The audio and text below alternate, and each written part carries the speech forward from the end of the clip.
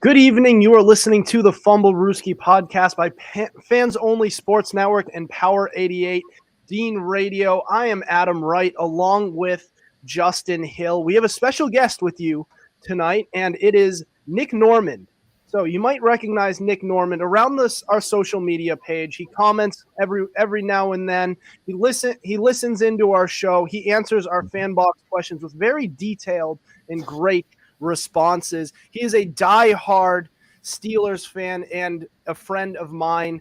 We were former classmates. I used to go to Gordon College, and Nick actually graduated from there early. Is that correct? Yes, sir. Graduated from there last year and have been working back in California since then.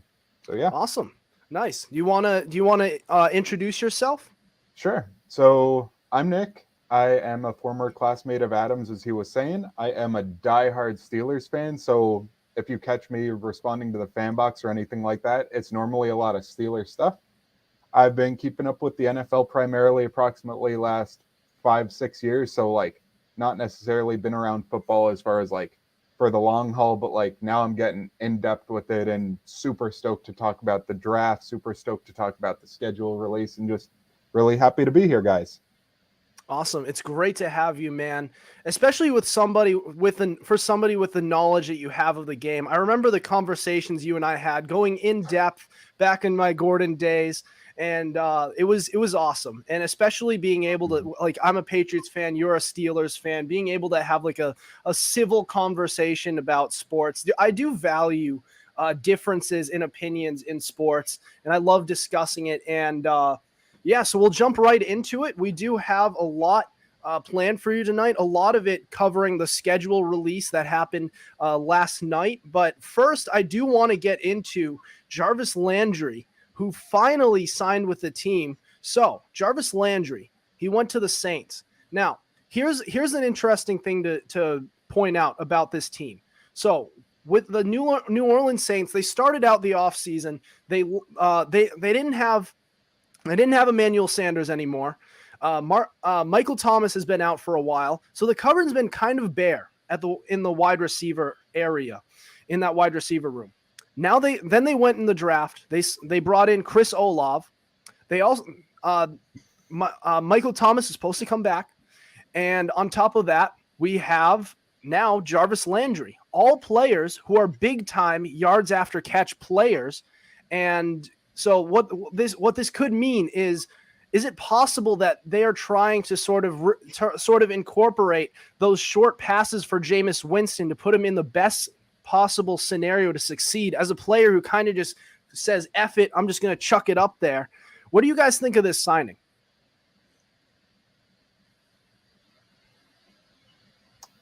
So as far as what I'm thinking with this signing, I'm just thinking that veteran receiver presence that I spoke with you guys about this during the pre-show a little bit, but as far as like a veteran presence in a receiver room, I think is a really big deal. Where like Michael Thomas is the veteran in that receiver room, but in all actuality, he's not that old. And also, he hasn't really played meaningful games in 2 years, which is crazy to think about because Michael Thomas, the last time we saw him on the field, he was a dominant force with 1,700 yards that season and set the record for the most receptions in a season. So he was insane. But as we know, following the news, following the NFL, like he's had off-field issues, he's had personality kind of issues.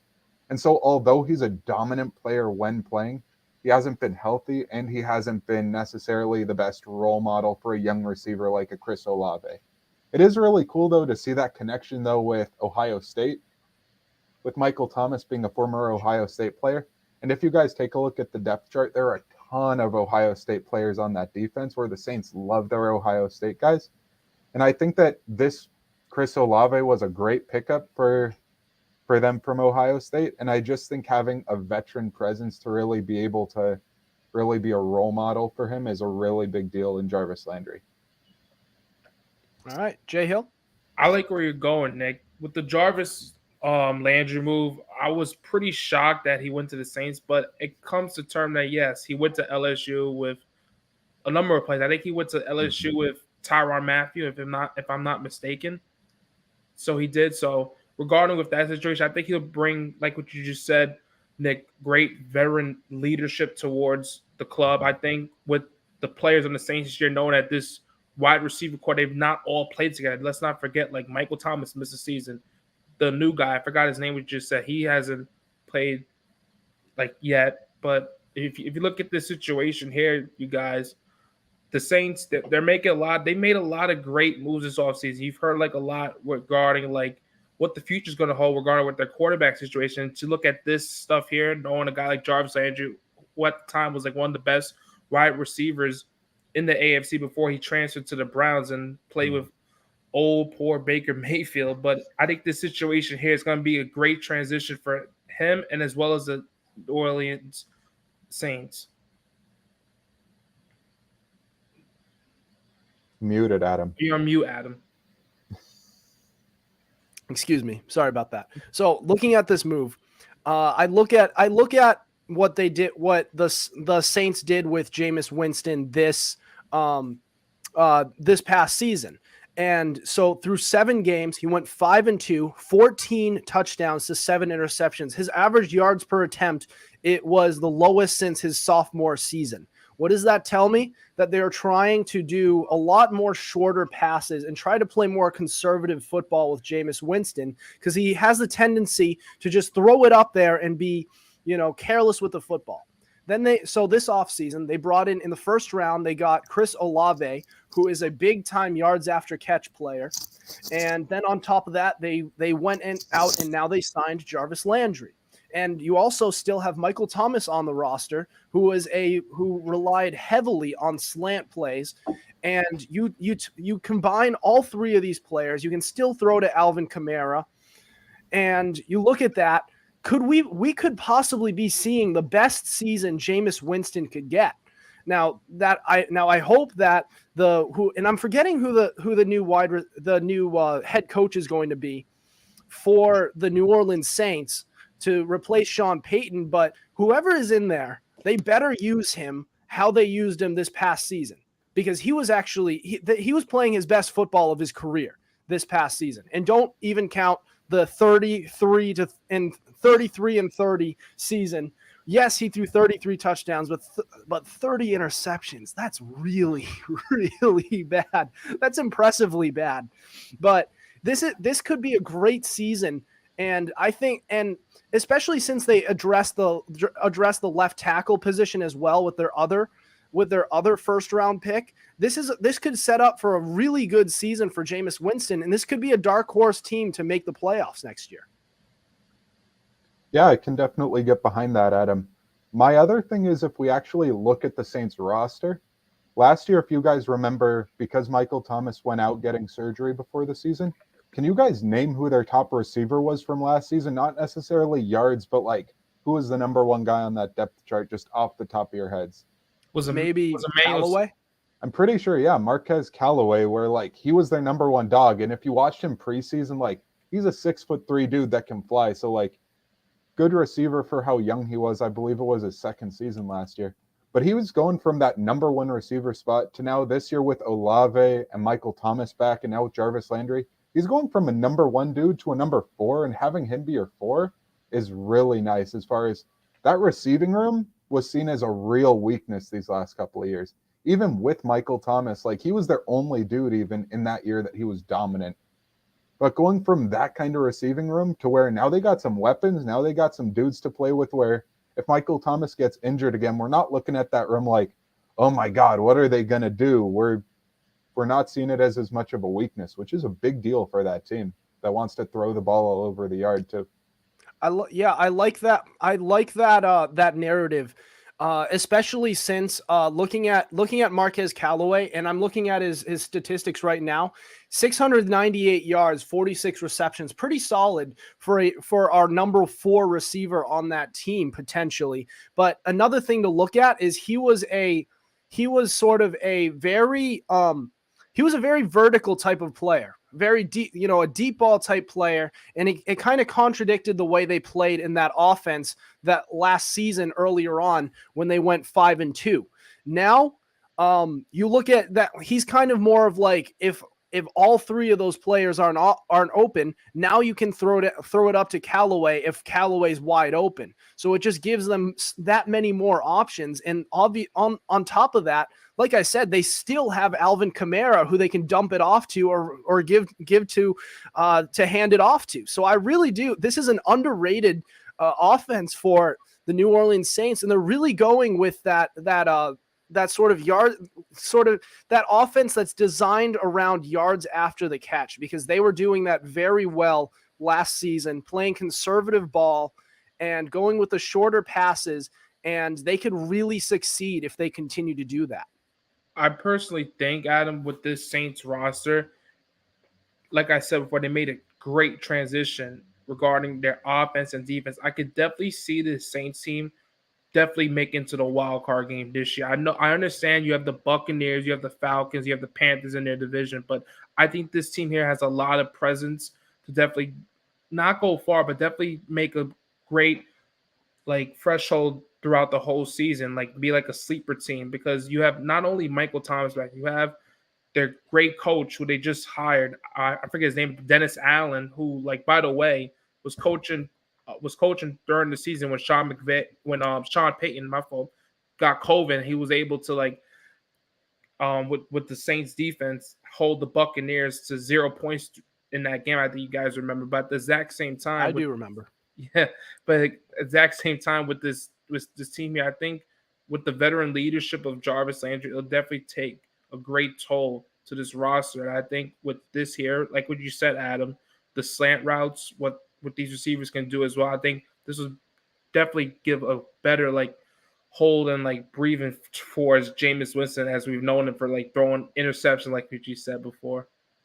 You know, it is interesting that you mentioned the New Orleans Saints, how they match up with the Buccaneers, and it is weird because the Saints are to Florida, Tom, they are like the Giants to New England, Tom. They just have their number, and I don't even know what it is. You can't place your finger on it.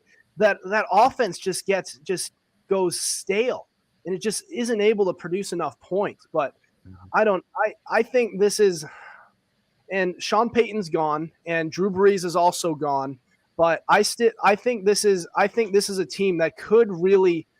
I'm not sure if they'll really match up. They'll be there competitive with Tampa Bay. But do you think they could actually beat them out for the division?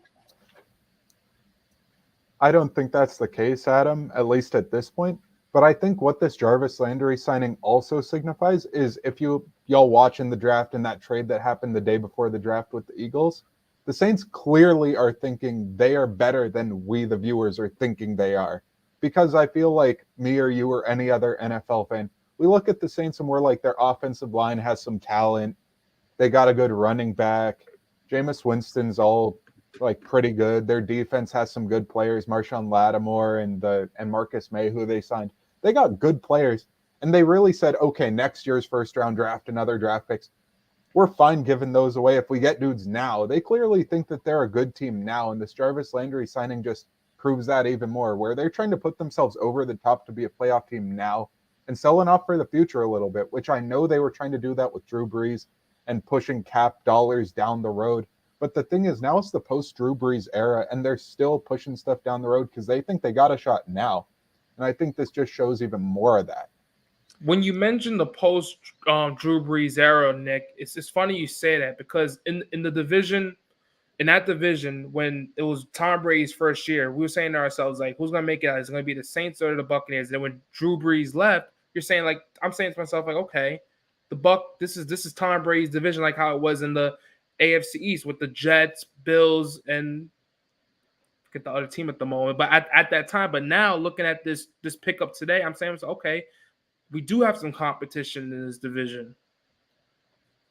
Yeah, it is. I'm not sure. I think They're definitely putting they think they have something in Jameis Winston. You can definitely tell that because they're changing the offense to bring the best out of him.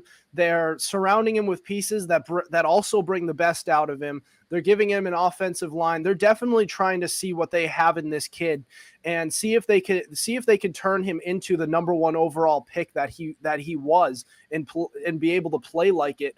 And there is, in what I saw from the flashes that I saw from him from this past season, I do think that he can do that. Like 7 games, 5-2, 14-3 touchdown to interception ratio. That's a good sample size. That's not like just 2 or 3 games. That's actually a lot.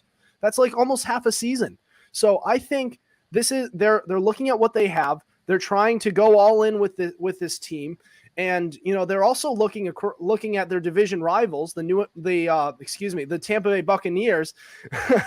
Accidentally said New England Patriots because, it is almost New England South. But you look at them and they're like, well, they're almost done. They're Tom Brady is taking it year by year. This is potentially his last season. We're knocking at the door. Let's go all in with this team. In the next 1 to 2 years, we could become world champions, or at the very least, I'll pump the brakes. At the very least, they'll be division champs. I'll put it that way. They'll win the division.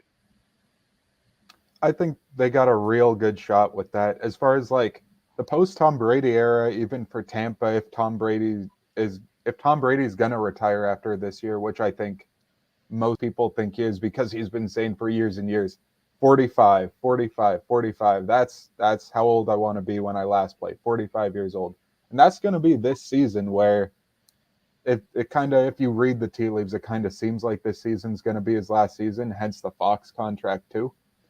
But the thing is, like, if you look at the division, it's not scary. They're talented players. The Falcons, I think, are going to be a mess. I think the Panthers got some talent, but Sam Darnold is their starting quarterback. The Saints have Jameis Winston, who can play ball, as y'all were saying. The other thing is, when they signed Jameis Winston originally, I think 2.5, 3 years ago now, this was post-Tampa Bay Jameis Winston. He actually got LASIK back then, and that was a big deal because if you heard the stories coming out of Tampa Bay, he couldn't even read the scoreboard apparently half the time, where like his vision was that bad apparently, where as a quarterback and your ability to see the field and make reads, having good vision is a big deal. And I think seeing in oh my goodness, Sean Payton's system, just the ability to not turn the ball over as much and make better decisions, I think that's actually a bigger deal with Jameis Winston too. Yeah, and it was funny all the jokes that were coming out about it because he was coming out off a 30-30 touchdown and interception season. So everybody was saying, oh, so now he doesn't have that 30-30 vision anymore, and that'll fix all the problems. It was hilarious when all that stuff was coming out. And for real, that kid does have a pretty good deep ball, even when his vision was impaired. So I wonder how he will do. Maybe his deep ball will improve. I think it's just the way he plays. I think he can play very careless football, and I think he can. I think the playing a more conservative, shorter passes type of game will certainly figure out a lot of things. But I do want to move on to the schedule release, which happened last night. We have a couple of segments to cover that. Then we have Nick's guest segment at the end. We'll get to whether or not we believe whether or not the schedule release is kind of overblown. We'll hit that next. You're listening to the Fumblerooski podcast.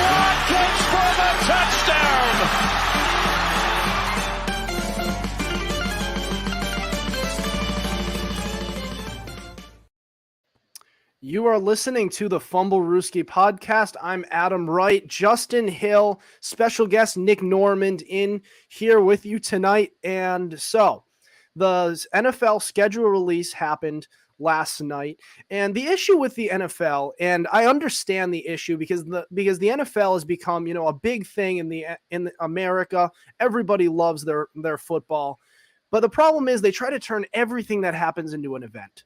And that's kind of the same thing with this schedule release. A lot of the events that they do are kind of fun, but this schedule release thing, they're trying to hype it up, but a lot of people are kind of like, yeah. I mean, we're seeing what's happening. Like, we're seeing the schedules, but we're not really. The problem is we already know what their what the teams they're facing are months before.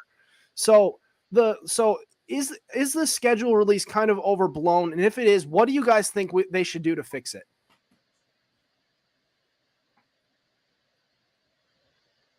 Oh, you can go first, Nick. I was just thinking, I actually like the schedule release as far as what they did with it this year, guys.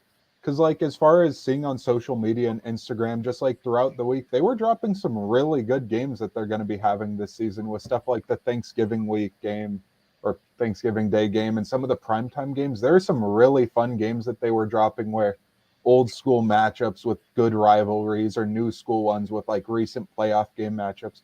There are a couple of them where on holidays or on special events and having cool games like that you drop throughout the week. And I like that we're seeing it on Good Morning Football or on different platforms too, because kind of just spreading the NFL out more and just getting more viewership. It's awesome when the NFL is popular and when you got more people to talk about it with. And just like the NFL becoming a bigger and bigger thing, I really like that. And so I think spreading it out a little more on more platforms is really fun. And I think dropping those really special holiday games, primetime games is really cool because those games, there are a lot of good ones. And they're kind of hiding to the side the Jaguars-Texans Week 7 kind of matchups. And I'm okay with that. But making those big primetime matchups be the really on the schedule, like mark your calendar kind of games, I like that. And I like that they're trying to do that with the schedule. I definitely agree with you, Nick. Before like the schedule came out yesterday, when I heard like the Buccaneers are versus the Chiefs, I was very excited because I'm saying so. Okay, it may be Tom Brady's last year, and knowing that the two of them they last faced in the Super Bowl and the regular season games from years past. But at the same exact time, looking at the schedules here, it definitely needs to be a change. I definitely like how the NFL they can get fans like a little bit like pumped up of what like the big games are going to come up, such as like what I just said before and other games. And like as a Giant fan myself, like I already know like when you're like a fan of your favorite team, you know who you're going to verse in your division. You're going to verse them 2 times a year. However, I think like with the NFL, they need to like hype up like what you said before, Nick, like holiday games, like the Sunday Night Football game, maybe like Fox like America's Game of the Week. Like we like I understand like Fox is like program like what they're gonna put on that exact day or week, but at the exact time there definitely needs to be a change. Like with this whole schedule thing, like I wasn't really pleased of like my Giants versus like the Green Bay Packers and the Ravens this year, but at the exact time, it is exciting because you're able to see Lamar and Aaron Rodgers go up against one of your teams. But I think there needs to definitely be a change. But I think the NFL they just stick to like hyping up like for maybe like the Super Bowl and like playoffs or like like awards like they usually do. All right, I'm going to make it nice and simple for how they make this a lot better. So the issue is we find out who exactly their opponents are months prior to the actual schedule release. So what they could do is just, and I'm not sure if this would be possible or how they would do it. I'm not sure if there's anything behind the scenes or a reason why they find out so early on. But what if they were to put them all in one? We find out who they're facing and we find out when they're playing those games, so that all the games are sort of all the games are sort of all happening, and it would make for more a bigger audience because we already know who they're facing. It's just and in the schedule release, we're just finding out how it's going to be, like the order of which they're facing those teams, if that makes any sense. But I did that is a good point. I did like how it was kind of more spread out, and they were dropping a few nuggets as the week went on, rather than just kind of dragging it out. And you find out these lower tier matchups, like any divisional round. Like I did like that, like the Thanksgiving games, Christmas Eve games. There's a Halloween matchup between the Bengals and the Browns. That's going to be awesome. I like that. So, it has improved, but I'm still like, it just doesn't excite me that much. Like I just turn post notifications on Twitter, and I'll find out that way where all these big time matchups are going to be playing, and I'll just open it up in the movie theater, in a restaurant, while I'm doing something else. I'll be like, oh, cool, Thanksgiving game. Patriots playing first game since the butt fumble game. That's awesome on Thanksgiving. Can't wait. But like, it's just not an event that I like invite my friends over. I sit down, get some Doritos. Just it's nothing like the NFL draft or other things that they turn into an event. And if they really want to turn this into a big thing, then you need to make it a big thing. You need to make like that everything drops at once. But we already find out who these teams are playing like months prior. And it's like, we know who the opponents are. We're just finding out the order for which they're playing those teams. And it's not as exciting, if that makes any sense. I got you, Adam. I definitely agree with you, though, where like the schedule release is just, even though it's close by on the schedule with the NFL draft is just such a huge deal. That thing is an event. That thing is a monster, where like I've heard sportscasters say, okay, the biggest sports things that happen in the United States, it's like NFL, MLB, and like NBA, and then it's like the NFL draft, and then hockey. Like they put the NFL draft above some other major sports in the United States, which is no slander on hockey. Like I do be slandering hockey, but like that's okay. But the NFL not draft a big hockey is guy either. It's such a huge deal, though, where like the NFL draft is all that, where it's just a fusion of college football and NFL football, and it's just where worlds meet, where we see some young stars, some players like a Trevor Lawrence that we know have been college football studs for years now, and we know they're going up high, and we know there might be trades, we know there are things going on with it, but I don't think the NFL necessarily wants to make the schedule release that, even though they could be making money through like the schedule release and doing something like that.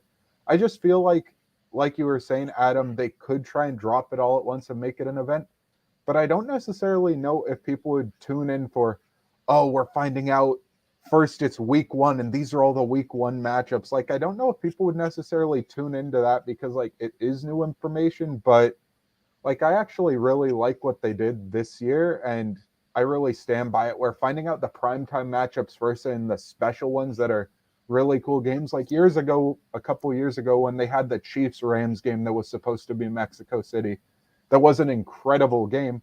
Like that would be one of the games that they would have dropped this last week earlier before the schedule release. Or like the Patriots-Buccaneers game from last year that was Tom Brady returning to New England. Like everybody wanted that game and wanted to know where it was on the schedule, and like they wanted to mark their calendars for that bad boy. The thing is, though, like those are the games that the NFL is trying to make a bigger deal with these drops. And I love the way they tried to do it this year, making it a special thing, spreading it out, trying to like show us how special these incredible games that they're doing are. And I just got to give a little like round of applause for the NFL for really being great schedule makers, giving us some awesome matchups. Week one, the opening game with Buffalo and the Rams, that's an incredible matchup that the defending Super Bowl champions, like I've heard from other people, they don't think they're favored in that game. Like they don't think the Rams are favored against the Bills, which I understand because the Bills and Josh Allen are really good. But to say the defending Super Bowl champs aren't favored in the opener is insane to think about how good that game could be. Certainly. It is, I don't know. Like I said, I did like what they did in this season in particular. It was better. I don't know. I'm just typically not a big fan of the NFL schedule release. Just thinking of ways they could make it interesting. And if they really want to turn it into an event like it's kind of like it seems like they're trying to sort of turn it out to be. I think they should drop it all at once and try to get something like that. And then maybe it could be like short mentions of the matchups that we don't really care about. And then make a big thing out of all the special matchups on holidays and, the primetime matchups or the games of the week by Fox, stuff like that. If they want to turn it into something like that, that's what they might want to do. But we do talk about a lot of matchups that we like.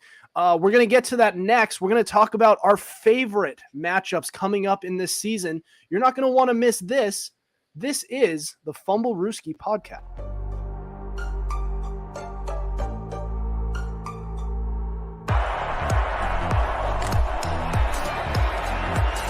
Here's Edelman broken up, and the pass is no sign yet. Edelman comes down with a football. They're saying it's a catch. This is caught. Diggs! Sideline! Touchdown! Unbelievable! Swings it way down the field to Watkins. Sammy Watkins for the touchdown.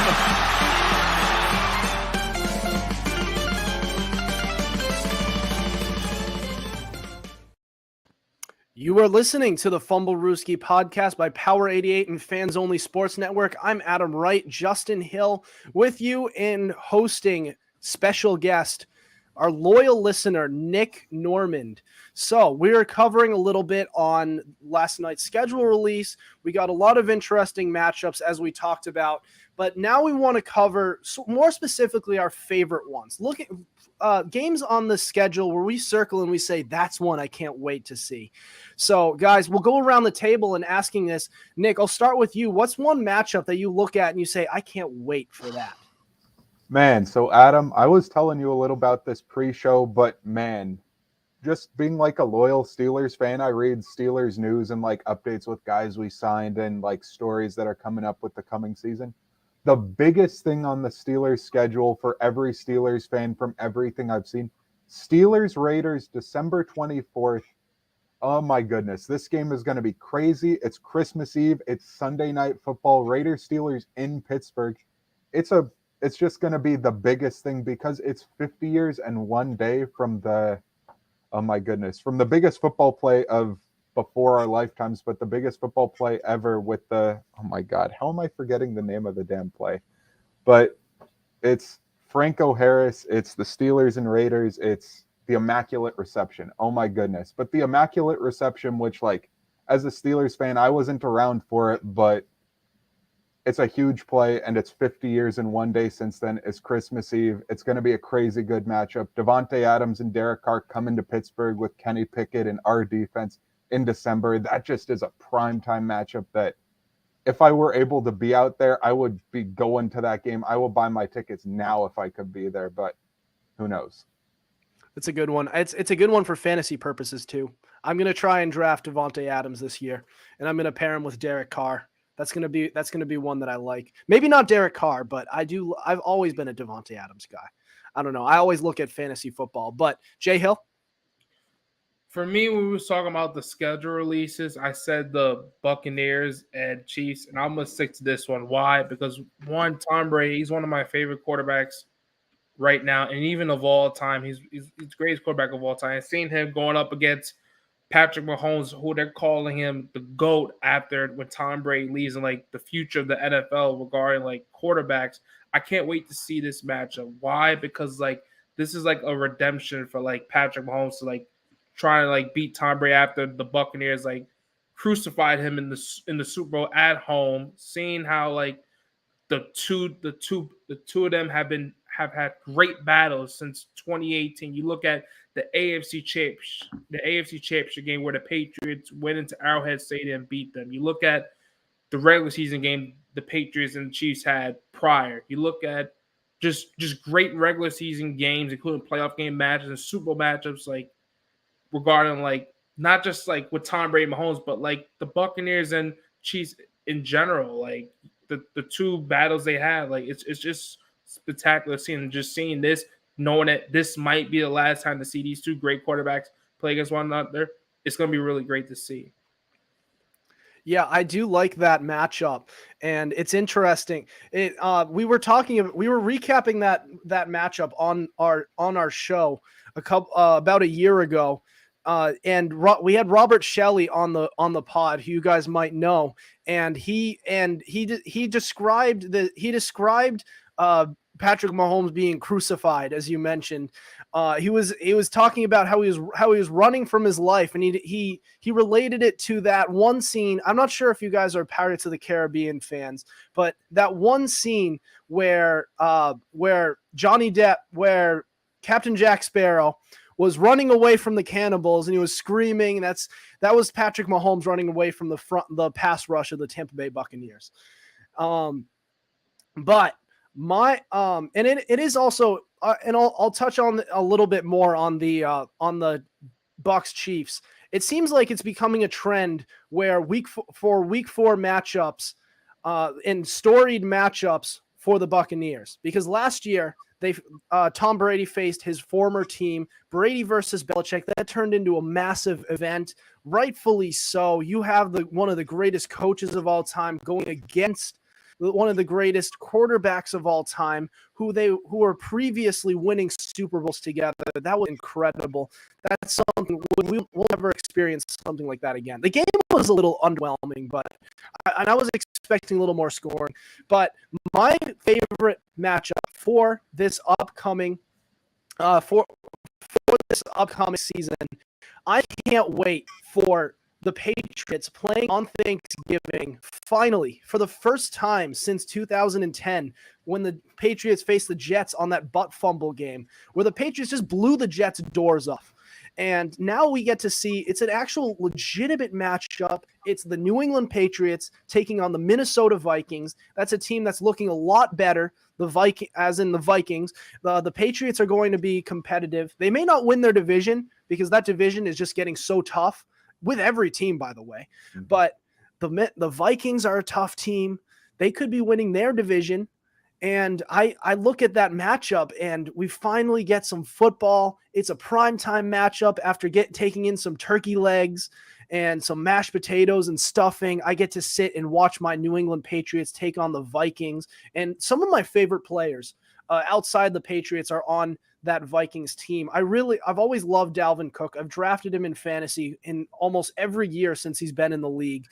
There was also Justin Jefferson, who I've been taking a lot. And I guess I'm looking at it through a fantasy football perspective, but I just like the Vikings. They're a nice team. They have some good players. They have a lot of likable players, and that defense is going to improve. I think that's going to be a great matchup, and it's going to be great for Patriots fans and Vikings fans alike.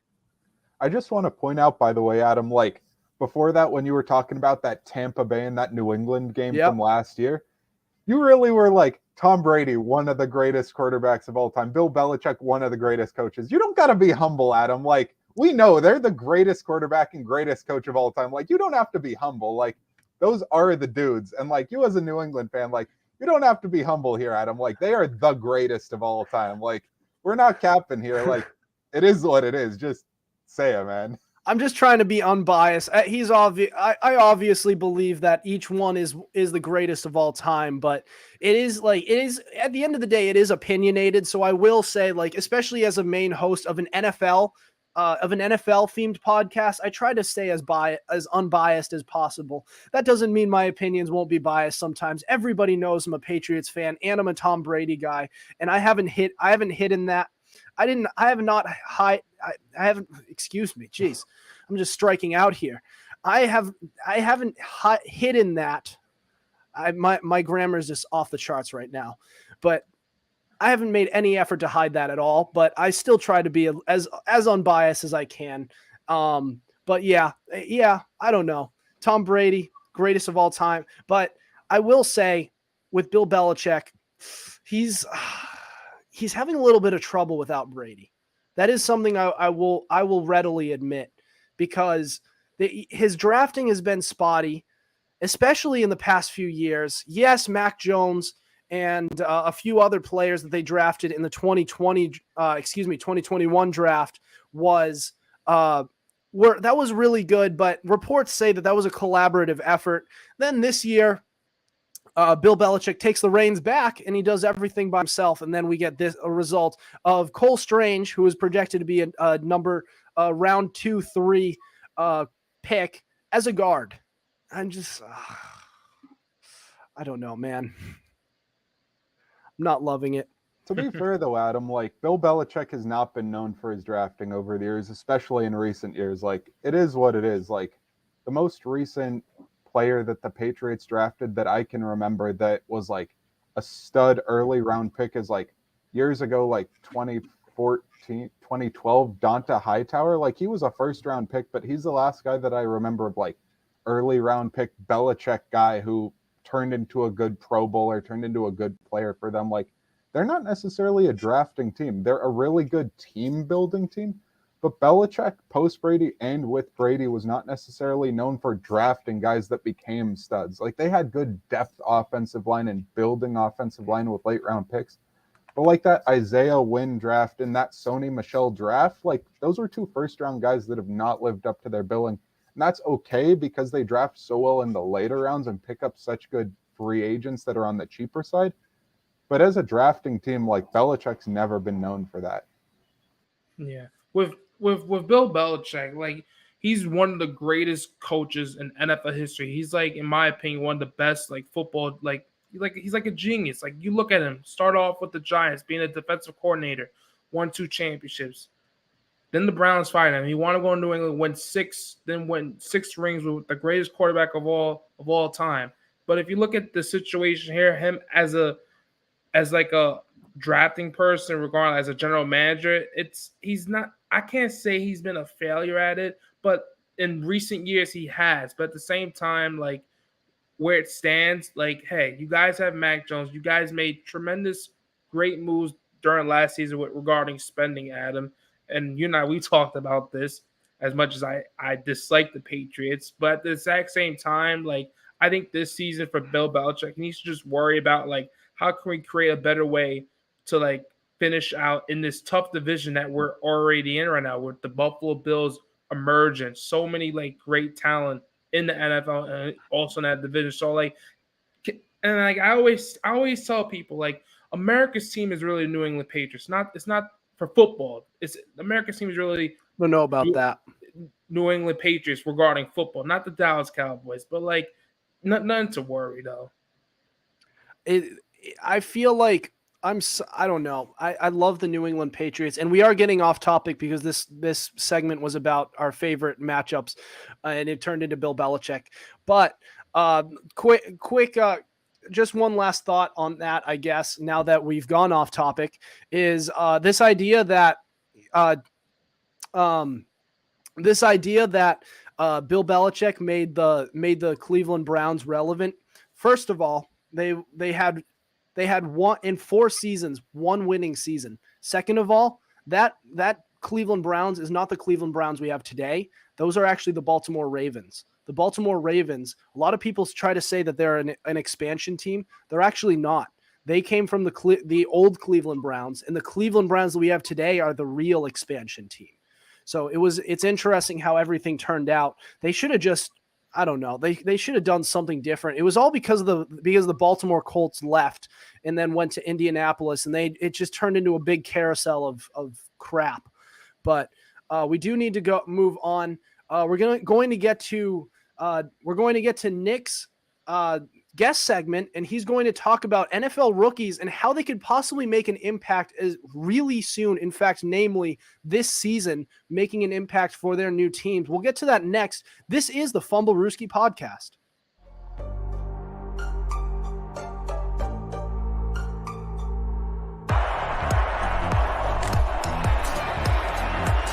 Here's Edelman broken up, and the pass is no sign yet. Edelman comes down with a football. They're saying it's a catch. It's caught. Diggs! Sideline! Touchdown!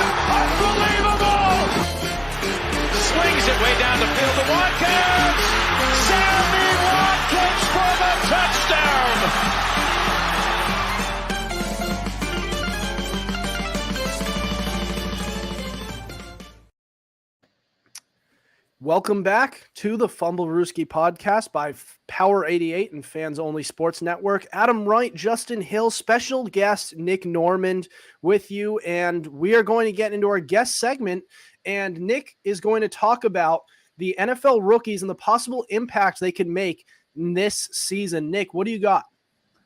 So, guys, I just wanted to chat about specifically that NFL rookie impact that we can see with first-round guys, later-round guys.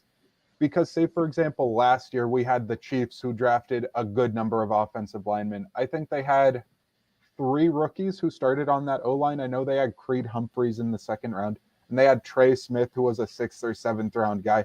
But those guys immediately made that impact, with Creed Humphreys being a rookie Pro Bowler and being one of the best centers in the league last year, and Trey Smith being a really good guard last year, where they were rookies and they may have been later round draft picks, not first round guys, but they made that immediate impact, that Alvin Kamara and Marshawn Lattimore of 2017, where the Saints drafted a bunch of good players in that draft, but they became a 13-3 team. One before that, they had losing seasons the last 2 years, being 7-9, where rookies just making that big impact can turn a team around immediately. Going 7-9 to 13-3, that rookie impact, I think, is a huge deal.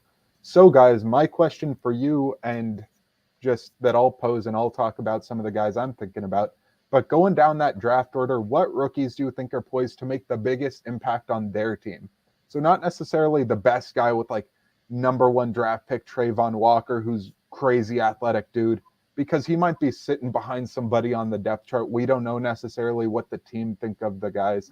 But what do you think as far as what rookie is going to make that immediate impact? May not be a starter day one, but their rookie season is just going to be them compiling a ton of yards, changing an offensive line over from the previous year that was horrible. Some of the quarterbacks maybe that could make big sweeping changes with like a Falcons who don't necessarily know Marcus Mariota is the starter. What rookies do you guys think are making that big impact this year? You want me to start, Adam? You can start if you want. So for years, Nick, I've said to, and I'm a Giants fan saying this. We've had an issue for years with our offensive line, dealing with Eli Manning leaving because of retirement, all this and Daniel Jones sucking. But I think the biggest change, in my opinion, one way to put it, it's just a fact that's going to definitely be a great change into the O-line this year. It's got to be Kayvon Thibodeau. If I said his name miscorrect, he's not an offensive lineman. That good D lineman, I think. He's a defensive end, but they did take an offensive lineman. Yeah, Evan Neal from Alabama. That O lineman for your Giants is going to be a big steal, Jay Will. Personally, in my opinion, I liked him actually coming out of this draft more than Ikem Ekwonu, who went 1 pick before him. But I think Evan Neal, being the 6'7", 330-pound man that he is, if you watch his tape, I think he was the best blindside on an island kind of pass protector in this draft. We're going one-on-one against somebody. I think he could do the tango with any defensive end in the league, in the draft. I think he was that good. Even being a Steelers fan with T.J. Watt, like trying to get around a 6'7", 330-pound beast, I think he got a shot to make that matchup kind of good, where I think Evan Neal for your Giants could be a really good impact player early on. My issue, though, with that is that you guys have Andrew Thomas at your left tackle spot, who's been holding it down at least this last year. I know his rookie year, he was a mess. But this last year was a better year from him, is what I've heard on all accounts from Giants fans and other fans who have been trying to keep track of him. But so if Andrew Thomas is your left tackle spot, are you moving Evan Neal over to right tackle? What do you think you're doing with that O-line? I think regarding with that, what you're saying, Nick, I think it's not going to be like, competition. You know how like quarterbacks go like competition for their position. I think with those two sides, they can work something out with one another. I'm not like a predictor. I'm not there at the camp what they're doing, but I think they can work something out with like who's going to go on left tackle, who's going on right tackle. But like with this situation here, I'm really happy of what the Giants management has done regarding with this year's draft. I think they said to themselves this year, like, look, we need to make a change now because for years we haven't done nothing regarding with this situation. But I think regarding what you're saying, to answer your question here, Nick, I think with those two guys, I think one of them needs to come up with a way of who's going to go which side. I got you. I definitely can get behind that, Jay Will, because if you have two good tackles, one that's better than Yeah. none, and two, Evan Neal is a good swing tackle too, where he played both right and left tackle at Alabama. So he can flex to that right side, even though you may want him as that blind side protector, being as big and strong and as good of a tackle as he is. I'd be okay having him at either tackle if I was a Giants fan, a Giants coach. I would feel really good about that. Andrew Thomas, because of his track record and struggling in the past, I might necessarily want to move him over to right tackle, but I do agree with you that that impact of having that good tackle situation could be a big deal for your Giants and Daniel Jones, who has struggled. Indeed, man. Nice. Well, my pick is going to be, and I had a couple that I could have picked, but I'm going to go with Ahmad Gardner. And if you guys have heard me on this show talking about Ahmad Gardner, I love me some Ahmad Gardner. And looking at, and we went into our mock draft, and I explained this is a slam dunk pick. And if they don't take Sauce Gardner, that's his nickname, Sauce Gardner, because he's so good, then that would be a massive failure on their part, not taking Ahmad Gardner. And this is a team that's very young and they're coming up. They had two other first round draft picks that were just really good. They got who is the pass rusher who they got? I'm Jermaine forgetting Johnson. his name. Jermaine Johnson at they got 26. Jermaine Johnson. They got Garrett Wilson. They have Zach Wilson from last draft. They have all of these pieces. And will that work out? Who cares? I don't know. They're the Jets. But Ahmad Gardner is going to work out. That guy is a badass corner. That kid is going to ball. And the fact that I could care less when cornerbacks rack up interceptions. Look at Trevon Diggs. Trevon Diggs, he may have been the league leader in interceptions thrown, but he also allowed 1 million yards because teams were not afraid to throw his way. With Ahmad Gardner, during his college career, teams were afraid to throw his way. If they're not throwing towards you, if nothing ever happens when you are on the field, that's a good thing. And that is much better than racking up the interceptions. And I think Ahmad Gardner is a slam dunk pick who's going to work for them and is going to make an impact for years to come. I can definitely get behind that too, Adam. And as far as in the division, I think the matchups could be a big deal with Ahmad Gardner because he is 6'3". He is massive for a corner. But also you should not underrate his speed because he has legit 4.4 speed where he may be tall and lanky, but he is not slow. He has legitimate 4.4 speed and can keep up with the best of them, where with Devontae Parker on your New England Patriots, he's going to be a perfect matchup against Devontae Parker. With the Stephon Diggs, who can be a route nightmare for guys in Buffalo, he could be a really good matchup piece against Stephon Diggs. Even with Tyreek Hill, who's a smaller, faster guy, having a bigger, longer corner who can press against that fast guy off the line, I think he could be a big player in the division as far as a matchup nightmare at cornerback that the Jets have not had since Darrelle Revis, which is saying something because Darrelle Revis was insane. And we don't know what Ahmad Gardner is going to be, but as you're saying, Adam, I think he has a ton of promise to really be a stud in this league. Certainly. I want to get yours as well.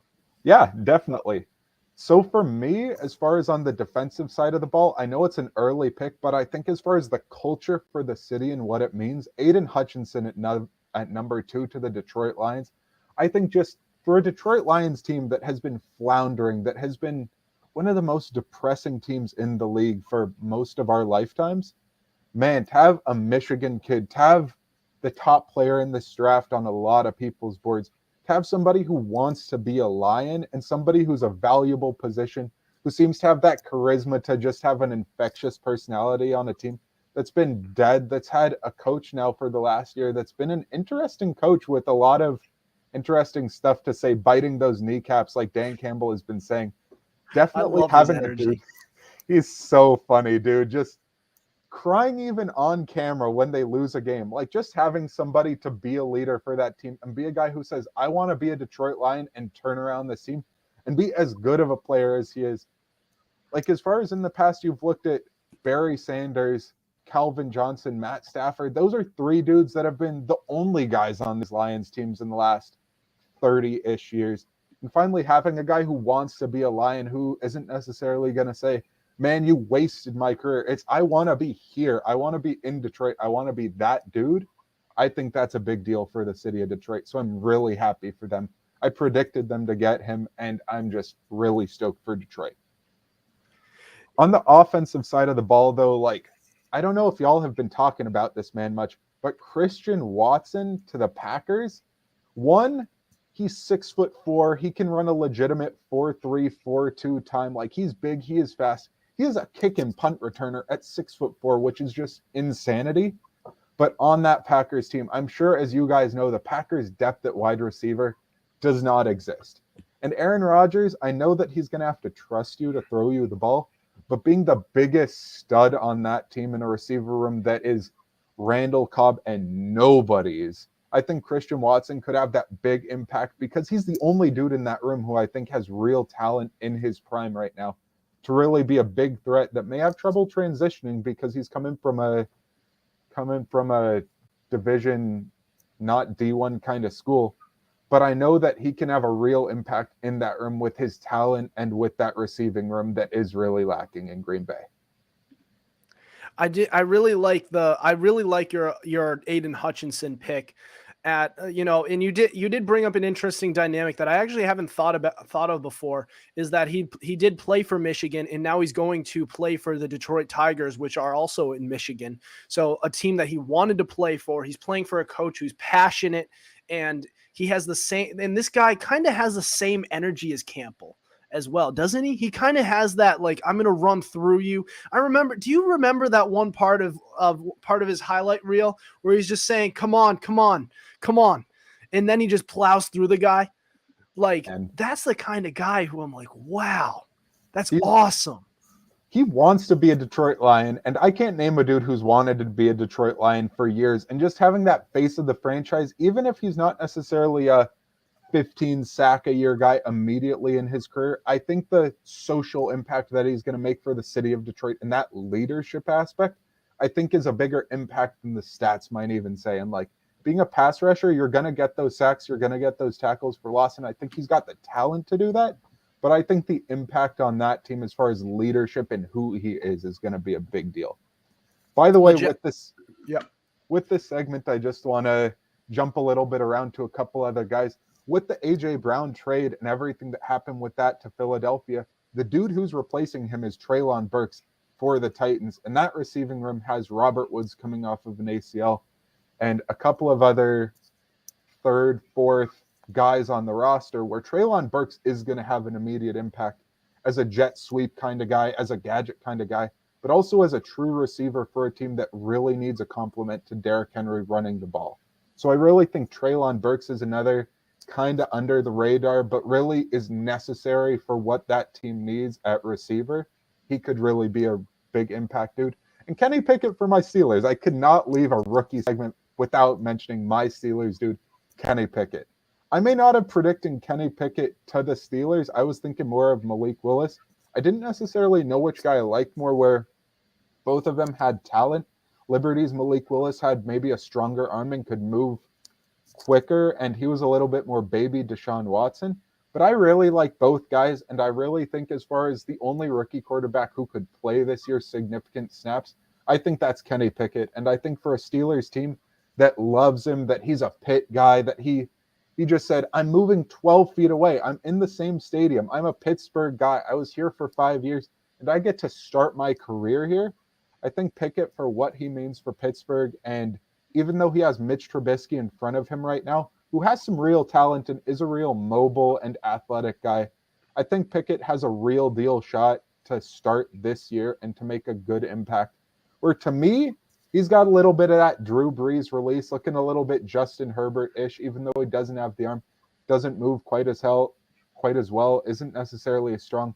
But he has those tools that young quarterbacks in the league need in this day and age, where athleticism, throwing off platform, be able to make those off schedule kind of plays. So I think Kenny Pickett has a real deal shot to make an impact in this league. Yeah, it's possible. I'm just not sure about this draft class for quarterbacks. And I look at it, maybe one of them jumps out. Kenny Pickett certainly, and whether or not he can play, he is jumping into a pretty good situation. The offensive line is decent. The wide receiving core is pretty good, and they fortified it a little bit with some of the picks that they got. I just don't know about, and Kenny Pickett too. Like, I just don't know about this quarterback draft class. It reminds me a lot of 2013, where a lot of quarterbacks who went early or who went in the first 3 rounds only went there because of just relative to what the rest of the draft class looked like. And I could be wrong, but I'm just not. I gotta believe it when I see it. And maybe Kenny Pickett can play, maybe he can't. I just don't know if I believe in this class yet, at least as far as quarterbacks go. I can get that, Adam, because there are the Christian Ponders and Jake Lockers of the world that came out of that draft that were way overdrafted. But Kenny Pickett wasn't a top 5, top 10 pick. He was at number 20, and he's coming into a good situation where if he's not ready, the Steelers won't have to start him. We do have Mason Rudolph and Mitch Trubisky who have started games in this league. They may not necessarily be Pro Bowl level guys or necessarily be guys that are going to be Hall of Famers or going to be your franchise guy, but they're real deal guys that can start for an entire season, and you wouldn't be worried about the house burning down while you're gone kind of thing. Mitch Trubisky could start this entire year, and me as a Steelers fan, that might not necessarily be my preference, but I wouldn't necessarily be like, oh my God, we're going to go 6-11 this year because we have Mitch Trubisky as a starting quarterback. So I'm not necessarily worried that we're going to have to jam him in, and I don't think any quarterback coming out of this draft is going to have to be jammed in. But I think that somebody else who we may have to talk about in this discussion is Matt Corral, who's going to be playing for the Panthers. Have you guys heard anything or have any thoughts about having to play behind Sam Darnold, who may not be your guys' cup of tea? But I don't think the Panthers particularly like Sam Darnold, like the coaching situation there, where I think Matt Corral could get some early snaps just because I think one bad game, Sam Darnold gets yanked early. Yeah, they don't like that guy. And you can tell how pissed off they are that the quarterback that they traded for, who they believed in, would actually make an impact. He starts 4-0, 3-0, 4-0 for that team, and then he fell off a cliff. He fell off a cliff, and they were so pissed. They brought in former Panthers quarterback Cam Newton. They were doing all sorts of stuff to try and make up for it, but just nothing was working. And yeah, that is a good place for a rookie quarterback who may not have been, highly thought of to go and maybe get a chance. I mean, if you're looking for a chance as a quarterback, go to the Carolina Panthers. That's where you need to go. But yeah, I don't know. Do you have any other prospects that jump out to you? One other thing I just want to talk about with Matt Corral, because they got him in the 3rd round and they got him later in the draft, they got some better players, even though they didn't have as many early round picks. Getting Ikem Ekwonu at number 6 to lock down that left tackle spot for potentially a decade. We don't know how good he could be. We don't know what his ceiling is. He has that much talent that he could be a stud left tackle for 15 years. He's got that mobility and strength ability. But because you got that left tackle spot locked down, you got that right tackle spot locked down by Taylor Moton, and you have an interior O-line that's not bad. Even with a Sam Darnold or a Matt Corral at quarterback, you have Christian McCaffrey, who may or may not be healthy this season. We don't know. We never know. We got DJ Moore. We got Terrace Marshall, who was a rookie last year, who could be looking to make a bigger impact. We got some big, fast dudes, some big, strong dudes, some really talented guys in that offense who could be around Matt Corral or could be around Sam Darnold to make that an interesting team, even though we don't necessarily know because of the quarterback situation. If Matt Corral has to start games, he's got big targets, fast targets to throw down the field to. And so I think he has a real opportunity that if he gets it, he could make some big Zach Wilson-esque plays. Yeah, certainly. We'll see how it ends up going, but yeah, we'll see. I don't know. Yeah. That team does have, it is a good place for a quarterback if they could play to really do well. They now have a tackle. That offensive line is improved. They could still use some work on it, but they have some receivers. They have a great defense. They just need the quarterback, and that'll be. It looks like that's going to be the last piece to their puzzle, if we're being honest. But any other thoughts before we end the show here? Yeah, definitely. So just a couple of last rookies just to throw their names out there if you've heard anything. As we spoke about earlier, Jermaine Johnson, one, I think he was a steal as far as where people thought he was going to go versus where he went. Because if y'all were listening in to a lot of draft conversations, people were like, he's a legitimate top 10 pick. He's a top 10 player in this draft. I didn't necessarily think top 10, but I thought top half of the first round guy. And to get him at 26 when you only had to move up a couple of spots for the Jets, I think that's a really awesome pickup for them. And I think that if you look at that D-line, they have some really good D tackles with a Quinnen Williams, with a John Franklin Myers. Their defensive tackle situation is really strong and really deep, where if you want to be a dude who the interior D tackles are just taking up space, taking up dudes, and getting those one-on-ones, I think Jermaine Johnson could get a lot of one-on-ones on the outside his rookie year to be a good edge defender in this league. As far as other guys who I think could make a big impact, I think the two tackles that Seattle drafted, because they had both of their tackles leave in free agency, I think both the rookie tackles that Seattle brought in could start day one and could make a big impact because I thought they were both highly touted prospects coming out in this year's draft. As far as a Troy Anderson, really under the radar guy in this draft, in my opinion, but he's a 6'3", athletic as hell dude coming out of Wyoming in this last year's draft. He was a third rounder, I believe, but 6'3" dude doesn't look that athletic when you just look at him wearing shorts, but he ran a 4.4 40, is big and long. Think about like a Brian Urlacher or a, what's the name of the linebacker who's on the Cowboys, the Van something. Leighton Vander Esch, that's the guy's name. But think about somebody with that kind of build, but runs a 4.4 40, and getting him in the second or third round, especially for a defense that lost, what's the dang guy's name? But it's OK something that went to the Jaguars. There was a linebacker, Foyesade Luakon, that's the dude's name, on the Falcons. He had 192 tackles this last year, which is like third all time in a season. It was a ton of tackles. And you just need that leader of a defense at the linebacker position. And I think Troy Anderson could slide in perfectly to be a great linebacker who's going to rack up a lot of tackles, be athletic, be big and strong on that Falcons defense. Yeah. So I was really stoked as far as to be able to talk about this with you guys. And one last dude to talk about, Breece Hall to the Jets too, another offensive weapon at running back. And really, I think an awesome complement in that Shanahan-style zone run scheme that the Jets are going to be running with Robert Saleh. I just think Breece Hall could be an awesome pickup, and I think a lot of people viewed him as the top running back in this draft. And to take him at the top of the second is good value. And to really be able to have that stud running back on your team for a Jets team that has a good O-lineman, good wide receiving core now, potentially good quarterback and a good running back, I think they're a legitimate team that has a fun offense to watch this year. So I really think Breece Hall is the last dude that I would really talk about as far as big early impact for a rookie. Yeah, I like Breece Hall. I think they're kind of screwing over Michael Carter though, because I really liked Michael Carter. I liked how he was playing, and now they're bringing in another kid, and I feel bad for him.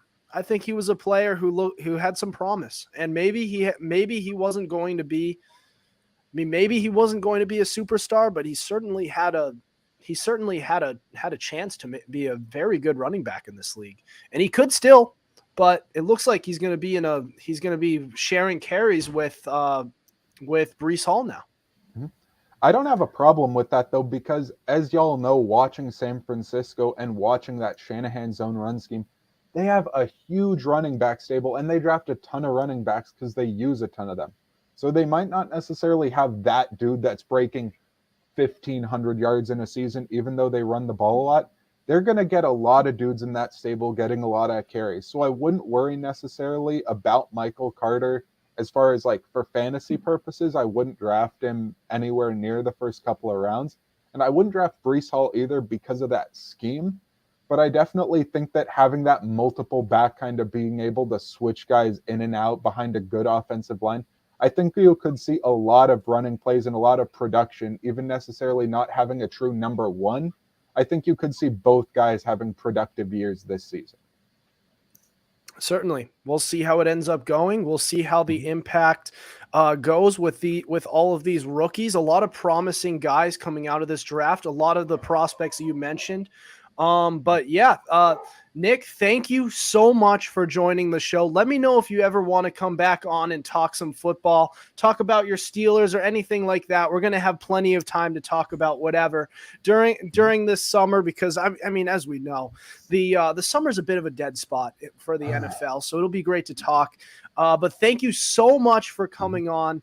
Adam Wright, Justin Hill, Nick Noormand. So that will do it for us tonight. Thank you for listening to us. Be sure to tune in to us live Tuesdays and Thursdays at 7:30 on Twitter and Facebook through Fans Only Sports Network. Be sure to subscribe to our YouTube channel. We also have all our episodes available on Spotify, Spreaker, Apple Podcasts, iHeartRadio, Google Podcasts, and so much more. Also, be sure to follow our Instagram at Fumblerooski_podcast to keep up with our podcast and the latest coverage on the NFL. Otherwise, we will see you next week. Over and out.